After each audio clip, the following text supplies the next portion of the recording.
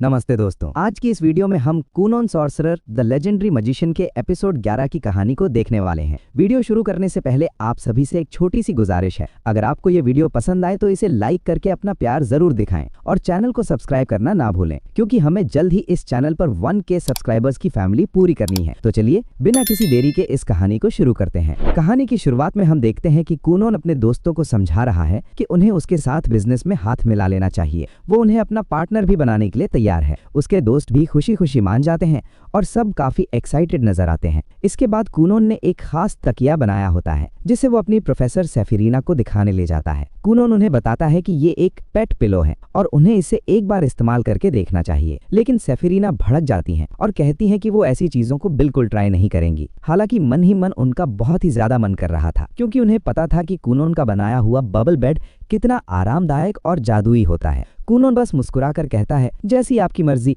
और वहां से निकल जाता है। तभी वहां मौजूद दूसरे प्रोफेसर सेफिरीना से कूनोन की तारीफ करने लगते हैं। वो बताते हैं कि कूनोन ना सिर्फ कमाल के स्पेल्स सीख रहा है बल्कि अपने दोस्तों की मदद भी कर रहा है और इस वक्त अकेडमी में सबसे ज्यादा पैसे कमा रहा है। अभी वे बातें कर ही रहे थे कि तभी वे 3 लड़कियां फिर से वहां आ जाती हैं और कूनोन के बारे में पूछने लगती हैं। प्रोफेसर उन्हें बताते हैं कि वो अभी अभी गया है, जिसके बाद वे उसे ढूंढने निकल पड़ती हैं। उधर कूनोन अपने स्पेशल पिलो का जमकर प्रमोशन कर रहा होता है। लोग उस पर इतना भरोसा करते हैं कि देखते ही देखते उसका कमरा फिर से भीड़ से भर जाता है और बाहर लंबी लाइन लग जाती है। तभी कूनोन की नजर अपने दोस्त हैंक पर पड़ती है, जो कुकिंग में काफी मेहनत कर रहा था लेकिन बार बार गलतियां कर रहा था। कूनोन उसके पास जाकर उससे समझाता है कि खाना पकाते समय आंच को नॉर्मल रखना चाहिए, जिससे टेस्ट बेहतर आता है। हैंक कहता है कि वो कोशिश तो कर रहा है पर फ्लेम उसके कंट्रोल में नहीं आ रही है। कूनोन उसे हिम्मत देते हुए कहता है कि हार मत मानो, मेहनत करोगे तो जरूर सीख जाओगे। इसके बाद हमें रिया का सीन दिखाया जाता है, जो उड़ने की प्रैक्टिस कर रही थी। वो गिरने ही वाली होती है कि कूनोन का बबल उसे बचा लेता है।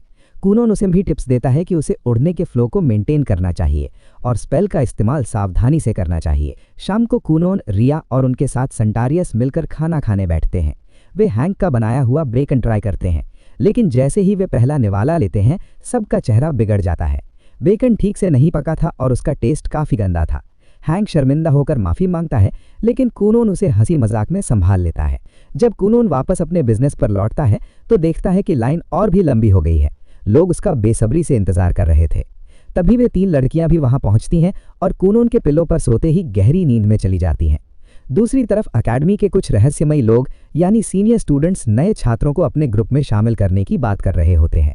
जब कूनोन रियाज से पूछता है कि ये फैक्शन क्या है तो वो बताता है कि ये 3 मुख्य ग्रुप्स हैं।